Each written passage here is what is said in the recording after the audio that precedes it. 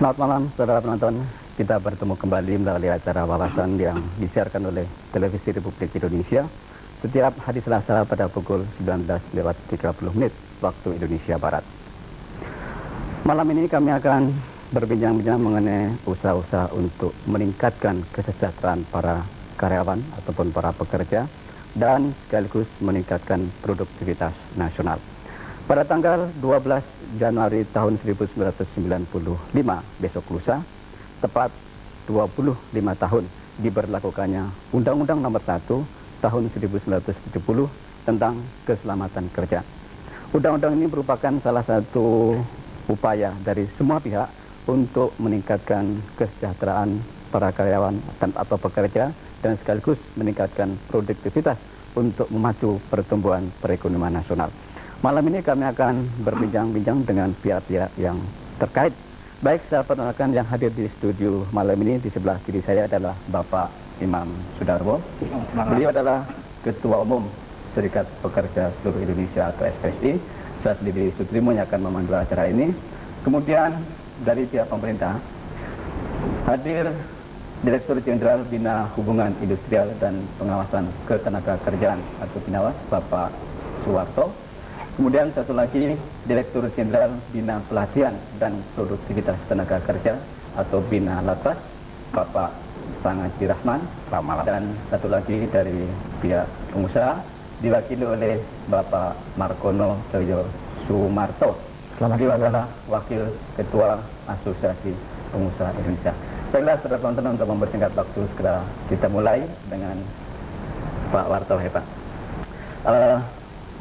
Undang-Undang Nomor 1 tahun 70 Pak mengenai keselamatan kerja ini sudah berlangsung 25 tahun, yang berarti seperempat abad dan juga berarti separuh dari usia negara kita ini Pak, yang kebetulan tahun ini akan berusia 50 tahun atau setengah abad. Menurut evaluasi dari pihak pemerintah sendiri Pak, bagaimana nih usaha-usaha untuk meningkatkan keselamatan dan kesehatan para pekerja dan sekaligus produktivitas Pak, karena ini merupakan salah satu bagian dari usaha-usaha untuk membangun manusia Indonesia termasuk kesehatannya Pak. Terima kasih. Bicara mengenai keselamatan dan kesehatan kerja, kita bicara langsung mengenai kepentingan manusia pekerja itu sendiri. Dengan terjaminnya keselamatan dan kesehatan kerja, berarti si pekerja akan dapat melakukan tugas-tugas di perusahaan dengan perasaan aman. Dengan demikian maka si pekerja itu akan lebih dapat memberikan perhatian pada peningkatan prestasi, peningkatan produktivitas, serta dedikasi bagi perusahaan itu.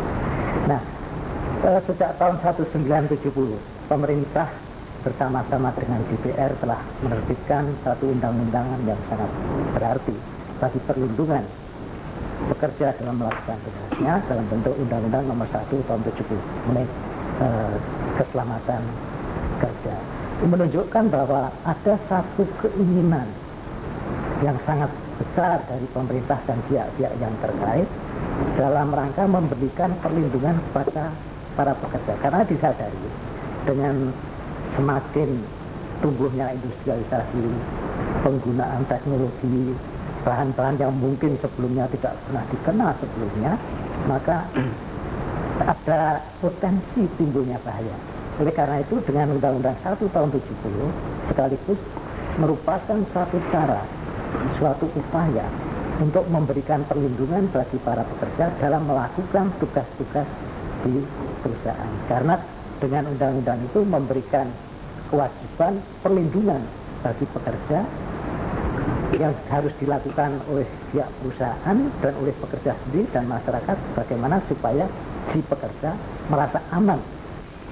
Tapi bagaimana dengan karyawan-karyawan yang bekerja, terutama di sektor industri, usaha-usaha yang masih masuk golongan menengah dan kecil, karena ternyata para karyawan yang tertampung atau pekerja yang tertampung di industri menengah kecil jumlahnya cukup besar, dan ini adalah merupakan salah satu sasaran yang potensial untuk dilindungi oleh pihak pemerintah. Ya, ini memang merupakan satu perhatian pemerintah, terutama beberapa tahun terakhir. Kampanye itu sendiri sebenarnya dimulai tahun 84 Kemudian bahkan pada tahun 93 Bapak Presiden Soeharto sendiri mencanangkan K3 atau keselamatan dan kesehatan kerja itu sudah merupakan satu gerakan nasional. Dengan demikian maka target sasaran bukan hanya perusahaan besar yang mampu memberikan fasilitas, tapi juga perusahaan menengah dan kecil. Dalam arti bahwa untuk memberikan perlindungan itu memang segala macam cara harus dilakukan. Di samping perlengkapan pelindung diri, yang justru tidak kalah pentingnya adalah sikap para pengusaha dan sikap para pekerja. Karena banyak kasus terjadi alat pelindung diri sudah disediakan secara memadai, tapi para pekerja kalau memakainya merasa risih karena merasa tidak terbiasa. Nah, untuk ini memerlukan suatu pendidikan, suatu upaya-upaya penyadaran bahwa perlindungan diri adalah merupakan bagian yang tidak terpisahkan dalam rangka melindungi si pekerja terhadap risiko-risiko kecelakaan dan kesehatan kerja. Dengan demikian maka dengan melalui kampanye yang saya sebutkan tadi, dengan melalui program pendidikan, dengan melalui pengawasan, maka bukan hanya perusahaan besar, tapi juga perusahaan menengah dan kecil. Di samping itu juga dengan perusahaan besar yang telah mempunyai fasilitas yang memadai, maka perusahaan besar itu didorong sebagai semacam bapak angkat dalam tanda petik. Artinya si perusahaan besar itu membimbing, memberikan pelatihan, dan bahkan juga melatih perusahaan-perusahaan menengah dan kecil yang berada berdekatan dengan perusahaan itu agar supaya perusahaan yang kecil, yang relatif pengetahuannya rendah, fasilitasnya kurang, mungkin kesadarannya juga lebih kecil, itu dapat didorong untuk dapat melaksanakan program K3 ini. Nah, dengan kata lain bahwa program K3 bukan hanya tanggung jawab pemerintah, adalah juga tanggung jawab pengusaha, tanggung jawab serikat pekerja, tanggung jawab pekerja secara keseluruhan. Tapi maaf Pak, tadi Bapak bicara ya bahwa kalau pekerja itu aman, ya, itu terus prestasinya diharapkan meningkat, dedikasi terhadap perusahaannya semakin tinggi sebagai ladang dia untuk mata pencarian ya. Tapi apakah memang sudah otomatis demikian? Barangkali Pak Sangaji bisa menjelaskan. Apakah memang akan langsung, dan kalau ada bagaimana perkembangan selama 25 tahun terakhir itu? Saya kira rasa aman itu adalah salah satu faktor untuk mendorong pertumbuhan produktivitas. Karena kalau kita berbicara masalah produktivitas itu banyak faktor. Salah satunya adalah masalah keselamatan, perasaan aman. Tidak lepas adalah komitmen manajemen sendiri kalau di perusahaan, bahwa bagaimana sistem manajemen yang diterapkan, bagaimana keterampilan tenaga kerja yang ada, bagaimana teknologi yang digunakan, sampai kepada bagaimana metode marketing dalam menguasai pemasaran hasil produk. Kesemua aspek itu akan memberikan suatu hasil akhir di dalam upaya peningkatan produktivitas suatu perusahaan. Kalau kita melihat sebagai suatu perusahaan, kalau kita melihat dari secara nasional, kesemuanya itu baik dari segi perusahaan maupun daripada individu akan memberikan suatu penampilan produktivitas nasional yang akan lebih tinggi. Atau dengan kata lain bahwa masalah produktivitas adalah merupakan suatu sikap, bagaimana kita berbuat, bagaimana kita bekerja, dan bagaimana kita bisa menekan suatu pemborosan-pemborosan dengan meningkatkan efisiensi dan mutu produk yang akan meningkatkan suatu bentuk produktivitas yang lebih tinggi. Baik Pak, saya akan balik ke Pak Imam Sudarwo ini. Bagaimana Pak suara-suara dari mayoritas para pekerja, paling tidak yang tertampung dalam organisasi, satu-satunya organisasi yang diatur pemerintah bagi para pekerja ini terhadap pelaksanaan Undang-Undang Nomor 1 Tahun 1970 Pak? Ya, baik, saudara terima. Apa yang dikatakan Pak Dirjen tadi yang mengatakan bahwa K3 tidak terlepas dari kepentingan para pekerja itu memang benar.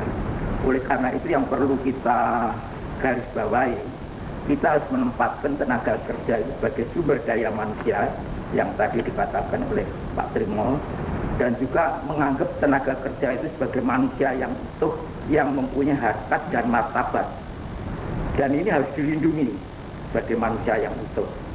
Dengan demikian para pekerja itu harus memahami tadi sudah dikemukakan oleh Pak Warto akan hak dan kewajibannya. Kewajibannya pekerja adalah bekerja, Sedangkan haknya dia harus tahu, haknya adalah hak untuk mendapatkan suatu syarat-syarat kerja, kondisi kerja yang cukup aman dan sejahtera. Dan ini dijamin di dalam Undang-Undang Nomor 1 Tahun 70, di mana para pekerja itu mendapatkan haknya apabila ada tempat bekerja yang kurang aman, itu bisa komplain. Tadi juga dikemukakan oleh Pak Warto bahwa akhirnya tergantung kepada para pekerja yang pendidikannya pada umumnya sampai sekarang ini 68% masih tingkat SD. Mereka kadang-kadang hanya mengerti kewajibannya untuk bekerja, tapi mengerti akan haknya bahwa itu tidak wajar, tetapi karena dia kadang-kadang tidak mampu atau tidak berani untuk menyampaikan. Sebab kalau menyampaikan kepada pengusaha, kadang-kadang pengusaha itu ya nanti saya PHK kamu. Nah ini yang nggak enak bagi kita, padahal undang-undang menjamin akan hal tersebut. Oleh karena itu, kebetulan dalam rangka 25 tahun atau dalam rangka memasyarakatkan K3 ini, semua pihak memang harus sadar akan bunyi dan juga interpretasi yang sama terhadap bunyi undang-undang itu, sehingga dengan demikian para pekerja benar-benar terlindungi akan haknya supaya juga bisa sejahtera. Dan memang secara slogan, saya kira kalau kita masuk di dalam perusahaan-perusahaan, itu kita masuk memang ada utamakan keselamatan kerja, itu ada. Apakah itu dilaksanakan secara betul, mungkin yang bisa menjawab dari pihak pengusaha. Tapi secara slogan ada dan simbol segitiga hijau, Upalang hijau itu ada. Tapi apakah itu hanya dipampangkan supaya kalau pejabat Departemen Tenaga Kerja masuk sudah puas? Oleh karena itu saya menghimbau yang perlu untuk Pak Warto adalah bagaimana kita mensosialisasikan, memasyarakatkan sehingga K3 ini menjadi suatu gerakan masyarakat secara keseluruhan dan diaktifkan kembali P2K3 Pak Warto ini. Barangkali setuju Pak Warto ya. Jadi begini, tentang slogan papan itu saya kira juga bagus untuk mengingatkan bahwa setiap pekerja masuk itu saya punya keluarga. Jadi kalau saya kerja sembrono itu berarti saya bisa celaka, anak istri saya bisa kelera. Jadi saya kira bagus, jadi bukan hanya ya nanti Pak Margono bisa Jadi slogan itu bagus. Jadi mungkin intinya Pak, minimal mengingatkan untuk pernyataan sikap bahwa semuanya itu punya niat yang baik ya untuk keselamatan. Tetapi Pak, bagi para pekerja sendiri seperti katakan oleh Pak Warto tadi, bahwa agar K3 ini bisa diberlakukan baik oleh pengusahanya, baik oleh pekerjaannya dan juga dari pihak pemerintah yang mengawasi sendiri, dari pihak pekerja sendiri Pak. Karena ini adalah kata Pak Warto tadi adalah menyangkut sikap. Kalau kita bicara sikap ini adalah perilaku dan ini adalah mentalitas. Dari pihak SPN sendiri bagaimana? Tadi Bapak katakan bahwa para pekerja kita sebagian ada yang hanya mengerti kewajibannya, haknya juga mungkin belum mengerti sehingga tidak berani kepada perusahaannya. Tapi SPSI sendiri sebagai salah satu organisasi yang menjembatani kepentingan pengusaha dan juga penyebar luasnya, bagaimana ini untuk yang Bapak katakan tadi mensosialisasikan di kalangan para pekerja sendiri Pak? Kalau dari SPSI sendiri memang sudah ada program sudah lama mengenai K3 ini, dan ini memang kita mengadakan pendidikan berjenjang. Tapi memang benar Pak Warto tidak terlepas dari sikap mental dari pekerja yang pada umumnya pendidikan itu rendah. Jadi kurang mengetahui secara pasti bahaya-bahaya dari keselamatan kerja itu. Misalkan suruh pakai tutup mulut umpamanya, ini kadang-kadang memang benar dikatakan berisi. Oleh karena itu memang akhirnya tanggung jawab kita semua bagaimana meningkatkan ya pendidikan, pengetahuan dan pentingnya keselamatan kerja bagi kita semua. Oleh karena itu saya katakan tadi P2K3 di tiap-tiap perusahaan itu memang penting. P2K3 adalah panitia pembina keselamatan kesehatan kerja yang harus ada di setiap-tiap perusahaan. Ini yang meskipun belum ada SPSI, P2K3 ini sudah harus ada. Itu. Baik Pak, saya akan tanya ke Pak Margono Pak sebagai wakil pengusaha. Tadi Pak Sangaji mengatakan bahwa K3 ini merupakan salah satu faktor pendorong produktivitas dan itu akan kembali kepada komitmen perusahaan itu sendiri. Bagaimana meningkatkan keterampilan karyawannya, juga bagaimana memilih metode yang cocok dan efisien. Dan yang tidak kalah penting adalah kemampuan untuk memanfaatkan teknologi agar tujuan K3 itu tercapai. Dari pihak perusahaan sendiri bagaimana Pak? Sebagai pengusaha yang baik, kita harus berpikir bahwa seperti yang tercantum dalam HIP, pekerja adalah mitra dari pengusaha. Kalau kita berstart atau bermulai dari pikiran itu, pengusaha adalah mitra pekerja atau pekerja mitra pengusaha, maka pengusaha itu ada atau tidak ada Undang-Undang Nomor 1 Tahun 70 harus saling menjaga keselamatan pekerja, menjaga keselamatan pengusaha dan perusahaan secara keseluruhan. Dan lebih-lebih telah dikeluarkan Undang-Undang Nomor 1 Tahun 70, maka kita sebagai warga negara yang baik harus melaksanakannya.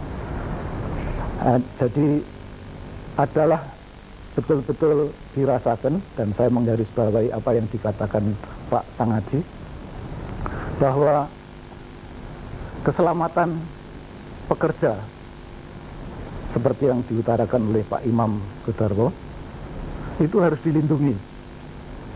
Saya kira ini betul. Ini tidak hanya baik untuk pekerja sebetulnya, juga baik untuk pengusaha. Karena misalnya saja Pak Sutrimo, pekerja itu sakit, itu kan pengusaha juga yang harus mengobatkan, menyehatkan. Ini adalah pengeluaran yang tidak sedikit, kalau lebih-lebih kalau kecelakaan, kalau sampai terjadi kecelakaan, biasanya pengobatan kecelakaan ini akan lebih besar daripada sumber kecelakaan. Oleh karena itu, para pengusaha kami anjurkan untuk betul-betul melaksanakan Undang-Undang Nomor 1 Tahun 70, bukan semata-mata untuk pekerja saja, tapi juga untuk perusahaan sendiri. Karena kalau sampai ada kecelakaan, apa itu kecelakaannya kebakaran, apa itu kecelakaan manusianya kejatuhan batu misalnya, itu di samping kita harus mengobatkan karyawan, kita juga terhenti produksinya. Oleh karena itu hemat kami, K3 ini, keselamatan dan kesehatan kerja ini harus dimasyarakatkan terus menerus, baik oleh pemerintah, pengusaha maupun karyawan. Karena karyawan sendiri kita memerlukan perubahan sikap mental. Kalau di rumah itu tidak pernah diharuskan memakai alat-alat keselamatan kerja. Nah, ini sudah berlangsung lama. Tahu-tahu nanti di perusahaan harus memakai helm, harus memakai tutup hidung. Ini memang agak risih, terikat, kurang bebas lah kerjanya. Itu memang ada yang merasakan begitu. Nah, di samping itu Pak Sutrimo, kita juga harus menyadari atau mengakui lah, tidak semua pengusaha sudah menjalankan sepenuhnya K3. Mengapa? Karena ada sementara pengusaha, ini harus diakui bahwa K3 itu merupakan tambahan ongkos, tambahan biaya, atau tambahan investasi. Tetapi mereka ini belum tahu atau belum sadar betul bahwa investasi itu atau ongkos itu kalau dibandingkan dengan peningkatan produktivitasnya sebetulnya jauh lebih rendah daripada peningkatan produktivitas. Hitung secara makro ya. Iya, jadi perlu sekali disadarkan bahwa, dan oleh karena itu Apindo mengusahakan agar teman-teman pengusaha ini betul-betul menyadari kegunaan daripada K3. Ya, saya kira Pak, yang penting bagi pengusaha ya, seperti Bapak katakan tadi, bahwa yang penting itu adalah adanya sikap dan niat dari para pengusaha untuk menjadi pengusaha yang baik, yang Bapak katakan tadi, yaitu yang menganggap pekerja sebagai mitra pengusaha. Ya. Dengan demikian, dia akan menjadi pengusaha yang bermartabat dan memartabatkan memanusiakan manusia. Tetapi Pak, ya, tapi kembali lagi Pak, seperti Bapak katakan tadi, bahwa memang ternyata belum semua pengusaha itu mempunyai sikap yang begitu. Nah, dari pihak pemerintah sendiri Pak, sebagai pengawas, bagaimana nih sanksinya Pak? Karena kalau yang tidak menaikkan upah sesuai dengan upah minimum regional itu diajukan ke pengadilan. Nah, bagaimana dengan sikap pengusaha-pengusaha yang demikian? Termasuk mungkin Pak, melindungi karyawan yang bukan hanya karyawan tetap, tapi juga mungkin karyawan lepas. Barangkali sudah ada baiknya kita pikirkan Pak. Ya, sebetulnya begini. Undang-Undang 1 tahun 70 itu memang mewajibkan bagi para pengusaha untuk menyediakan alat buat pelindung diri, itu wajib. Jadi bukan hanya semata-mata melalui program pendidikan, melalui imbauan, dan penyadaran sikap dan sebagainya, tidak. Ya jelas melalui pentahapan itu, tapi sebetulnya undang-undang itu memang mewajibkan perusahaan itu menyediakan alat pelindung diri, kalau tidak ada sanksi hukumnya. Gitu. Jadi bisa diproses, bukan hanya upah minimum, banyak perhitungan upah lembur itu termasuk juga di dalamnya keselamatan dan kesehatan kerja yang tidak menyediakan alat. Misalnya ada satu perusahaan yang ternyata tingkat kebisingan di atas nilai ambang batas, kemudian pencahayaan yang melebihi yang seharusnya, itu memang ada kewajiban perusahaan untuk menyediakan. Nah, bukan hanya perusahaan yang diwajibkan, tapi juga ada kewajiban untuk pekerja menggunakannya. Gitu. Walaupun dua-duanya. Ada sanksi pidananya nggak Pak? Ada, itu ada sanksi yang diatur dengan undang-undang itu sendiri. Tapi saya kira Pak Dirjen, yang baik adalah para pekerja itu diikut sertakan di dalam program Jamsostek, saya kira. Itu salah satu usul saya, artinya itu supaya semua perusahaan itu mengasuransikan pekerjanya di dalam Jamsostek, di mana memiliki program antara lain untuk kesehatan dan keselamatan kerja itu. Sebetulnya dari SPSI tidak hanya sekedar usul, malah menekan pemerintah supaya lebih memperkeras sanksi hukumnya, begitulah ya. Perlindungan dalam arti luas ya. Pengamatan empiris itu ada juga sebagian besar pengusaha mengasura, artinya itu upahnya katakanlah 200, yang disampaikan ke aspek itu hanya 100. Ya. Itu kenyataan itu ada. Jadi dengan demikian kalau toh ada kecelakaan pekerja, yang rugi kan anggota pekerja ini sendiri. Dan ya, mungkin tidak hanya anggota pekerja Pak Imam, pengusaha juga rugi. Oleh karena itu pengusaha harus juga hati-hati menurut hemat kami. Misalnya contoh yang gampang adalah karena alat keselamatan kerja yang kecil, misalnya pemadam kebakaran tidak ada, itu kan sebetulnya murah. Tapi kalau pengertiannya tidak ada, sampai tidak ada alat itu, lalu timbul kebakaran, yang rugi ya pengusahanya, ya karyawannya, karena tidak mendapat. Ya ini termasuk pemerintah juga. Iya. Saya kira dengan Jamsostek itu, yang untung pengusahanya kalau itu, yang Jamsostek mestinya 200 dimasukkan 100. Kalau anggota kami yang kena kecelakaan kan preminya itu hanya dinilai 100. Ini yang menjadi masalah. Dan keselamatan dan kesehatan kerja itu sudah bagus, artinya sudah menurun. Yang banyak justru akibat kelelahan kerja, pulang kerja. Ini yang perlu diperhatikan. Jadi kesejahteraan dalam arti yang lebih luas. Yang lebih luas lagi itu. Tuh begitu Pak. Pekerja memang maunya minta terus Pak. Tapi mungkin Pak Sangaji ya.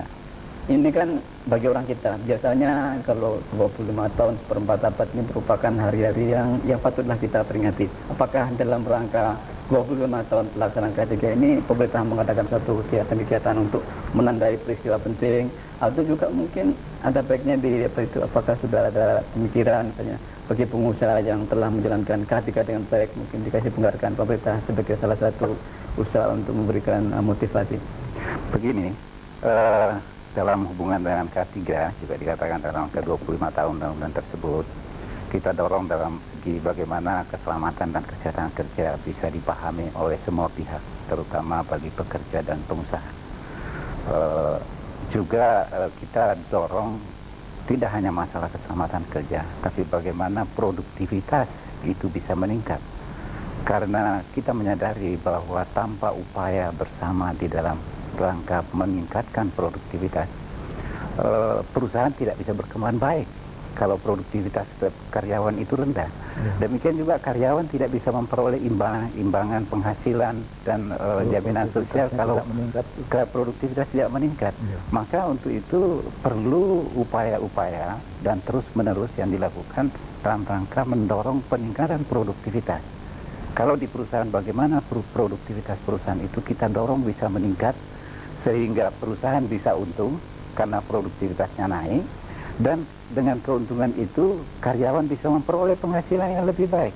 Nah, untuk itu maka dua pihak, pekerja dan pengusaha, perlu bersama-sama membuatkan suatu komitmen untuk meningkatkan produktivitas dan mutu produk yang dilakukan. Dan kuncinya di sana. konsekuen juga Pak, nanti Ya. produktivitas naik, Ya. upahnya nggak naik-naik juga. Oh, itu kita asumsi kita harus begitu. Boleh saya tambahi Pak, Pak Sudrimo, karena Pak Sangaji melupakan satu, yaitu untuk keuntungan pengusaha, untuk keuntungan karyawan, tapi sebetulnya juga untuk keuntungan pemerintah. Ya. Karena kalau pekerjanya ini bisa kerja dengan tentrem, produktivitasnya naik, maka pemerintah secara keseluruhan atau secara nasional itu income-nya juga naik. Jadi secara keseluruhan menjadi lebih baik. Oleh karena itu dalam hal K3 ini memang betul apa yang dikatakan Pak Suwarto tadi, ini menjadi kewajiban kita semuanya, baik itu pengusaha, karyawan maupun pemerintah, saya kira. Dalam rangka itu Pak Rino, maka mulai tahun ini sebenarnya dalam memasyarakatkan masalah produktivitas dan mendorong semua pihak dalam bagaimana produktivitas ini bisa ditingkatkan, maka pemerintah tahun ini diharapkan pada tanggal 12 Januari melalui Bapak Presiden akan memberikan suatu anugerah kepada perusahaan yang dinilai menunjukkan prestasi produktivitas yang tinggi, terutama bagi perusahaan-perusahaan menengah dan kecil, sehingga dengan anugerah yang disebut dengan anugerah produktivitas itu bisa menjadi suatu motivasi bagi perusahaan-perusahaan yang lain, dan bisa menjadi contoh bahwa inilah perusahaan yang memberikan suatu prestasi produktivitas yang memang bisa diteladani. Penghargaan, Saya ingin menambahkan sedikit ya mengenai 25 tahun Undang-Undang 1 tahun 70. Memang insya Allah nanti atau besok lusa tanggal 12 akan dibuka suatu konvensi keselamatan dan kesehatan kerja. Yang insya Allah akan dibuka oleh Bapak Presiden, yang diikuti tidak kurang dari 700 orang, baik dari dalam negeri maupun luar negeri. Jadi itu konvensi besar dalam rangka memperingati Undang-Undang 1 tahun 70. Para pembicara pun juga banyak yang dari luar negeri, dari Australia, dari Jepang, dari Jenewa, dari Singapura, banyak. Nah, di situ merupakan suatu forum tukar menukar pengalaman, ekspertis dan sebagainya, sehingga dengan demikian sekaligus bukan sekedar memasyarakatkan, menjadikan K3 itu suatu gerakan nasional, sebagaimana Bapak Presiden telah menandakan 2 tahun. artinya sosialisasi K3 seperti diinginkan Pak Saudara tadi sudah terjalankan Pak ya. Jadi bagaimanapun kalau ada acara-acara besar juga publikasi juga tersebar luas dan semua diharapkan dimengerti oleh semua pihak. Dan di perusahaan masih perlu spanduk yang dikatakan oleh Pak Imam tadi, apakah itu sungguh dilaksanakan atau tidak, tapi paling tidak diingatkan seluruh karyawan dan pengusahanya. Dan mudah-mudahan tidak dipasang sekedar pada waktu ada peninjauan dari pihak. Terima kasih Pak Margono, Pak Sangaji, Pak Suwarto dan Pak Imam. Saudara penonton, demikianlah perbincangan kita malam ini. Mudah-mudahan apa yang kita bicarakan tadi dapat bermanfaat bagi Anda, dan kami berharap dapat menumbuhkan kesadaran kita untuk melaksanakan K3 baik dari kalangan pengusaha ataupun dari para pekerja itu sendiri. Terima kasih atas perhatian Anda dan selamat malam.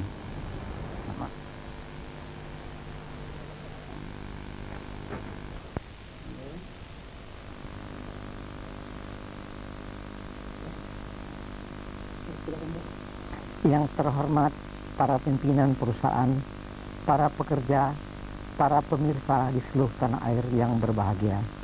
Assalamualaikum warahmatullahi wabarakatuh.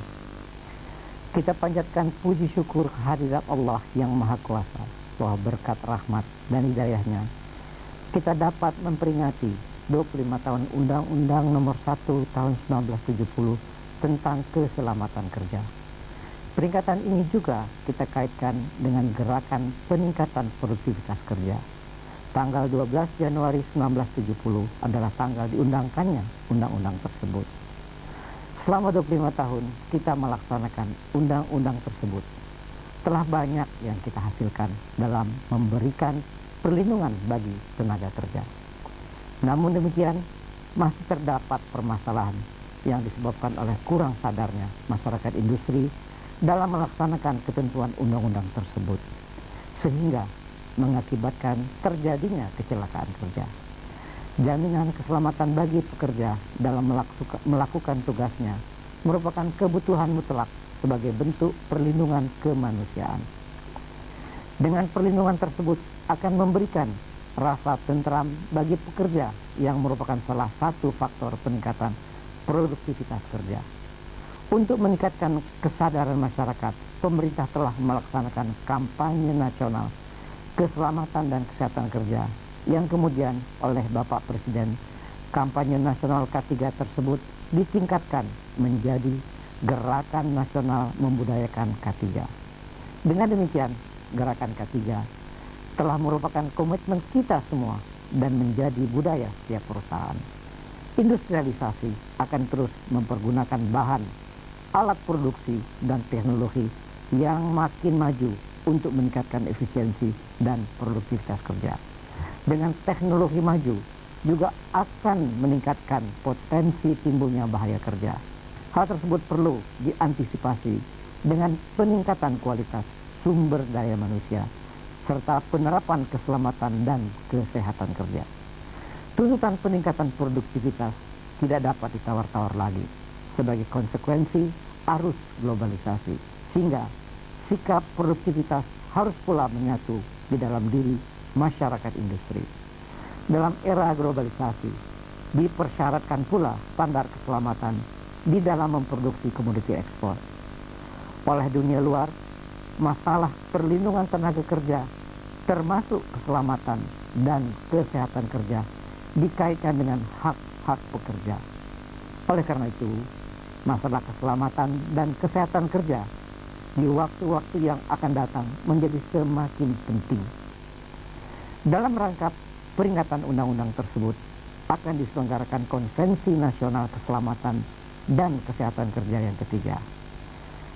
Pada acara pembukaan akan diserahkan pula penghargaan kecelakaan nihil serta penghargaan produktivitas para makarya oleh Bapak Presiden Soeharto.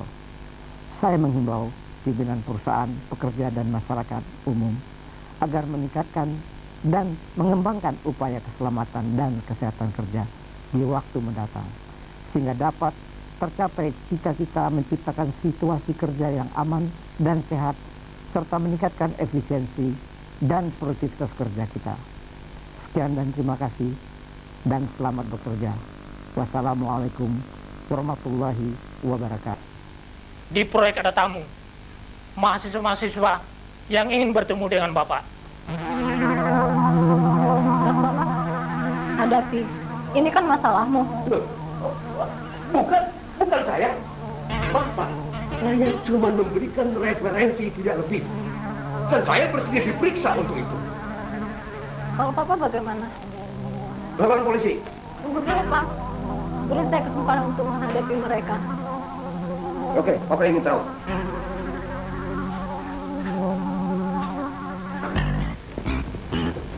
Pacar sampai anak saya ada masalah di lapangan. Ada masalah apa sih? Mari kita ke sana. Ayo. Cengkone, dibayar berapa lo sama Melan untuk melawan kami yang rindu keadilan?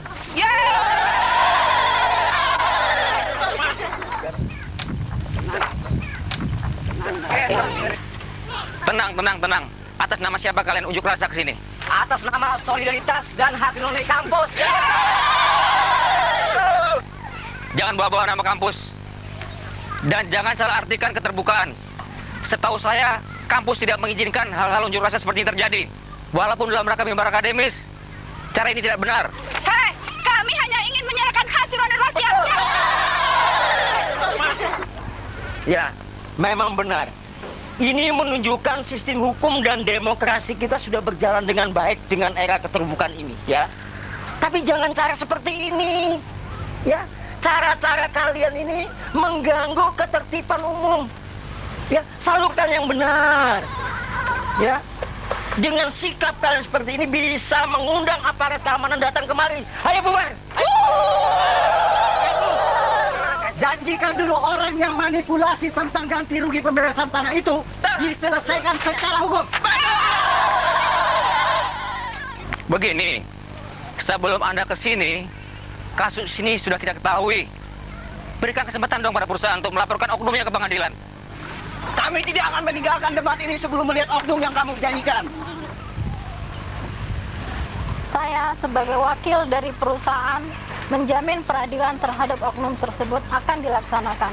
Dan ini bukan sekedar janji. Rekan-rekan sekalian, sebagai mahasiswa kita harus menjaga citra perjuangan mahasiswa. Perjuangan kita ini berat. Kita ini dambaan orang tua dan dambaan bangsa dan negara. Rakyat akan selalu menunggu kita. Coba bayangkan, kalau terjadi hal-hal yang tidak diinginkan, kita akan ditunggangi oleh pihak ketiga. Kalau ini terjadi, siapa yang rugi? Sebaiknya Anda bubar deh.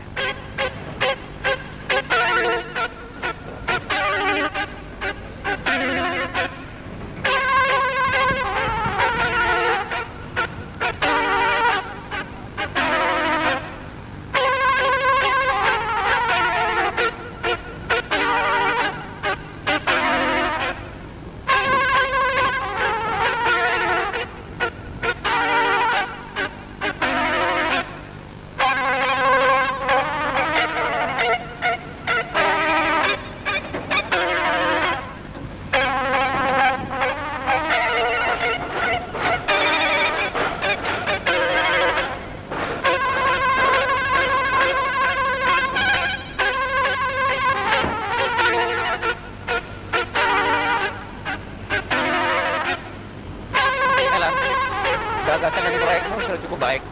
Tapi akan lebih baik bila mana kamu dapat memberikan fasilitas sosial di sekitar sini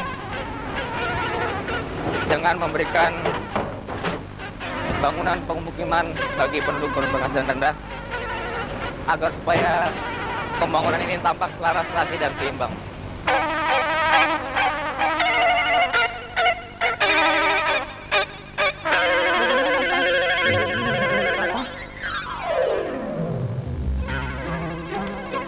Papa rasa kamu lebih tahu efeknya.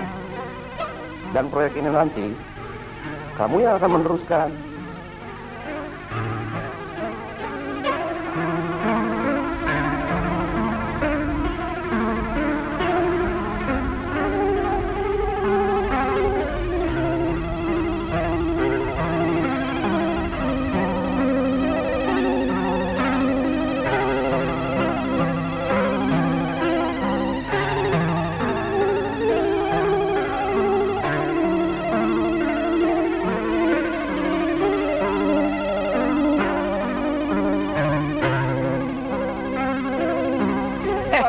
Maaf, Pak Jenawi. Bapak, Benar. itu hari Bapak tolong beta. Betul. Beta sih punya rumah, tapi beta sudah punya flat. Saya juga tinggal sana, Pak. Oh iya. Iya, tapi saya maaf ya, saya harus pergi sebentar ya. Iya. Baik. Assalamualaikum. Puji Tuhan. Iya.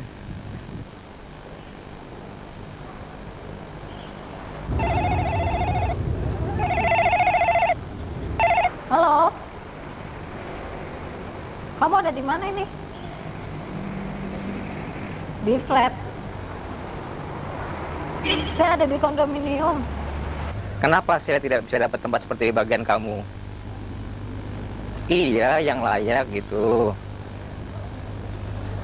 Katanya keadilan. Kamu sendiri bilang sama saya, segala sesuatunya itu harus proporsional, sesuai dengan pengorbanan seseorang. Saya sih bisa aja ngasih ke kamu. Tapi kalau kamu jual, bukan itu maksud saya. Iya, saya ngerti. Ya memang manusia ini nggak pernah bisa hidup puas. Iya. Dalam hidup ini kita harus selalu melangkah bersama. Iya. Tunggu dong. Bentar. Gini, ya. Ibarat rel kereta api, ya, kamu di rel kanan, saya di rel kiri. Kalau relnya ketemu, misalnya ketemu, kereta nggak bisa jalan. Tunggu dong, nggak bisa jalan. Dan keretanya hancur. Si Tamer mau minta bagian nih, bentar. Lan. Iya dong, Lan. Gue belum dapat kunci, Lan. Hah? Kunci apa sih? Iya, kita kan sama-sama langkah bersama. Katanya kamu akan kembali ke kotamu. Bangun kotamu. Jakarta terlalu sumpek. Kota-kota lain juga harus berkembang dengan sumber daya manusia yang tangguh.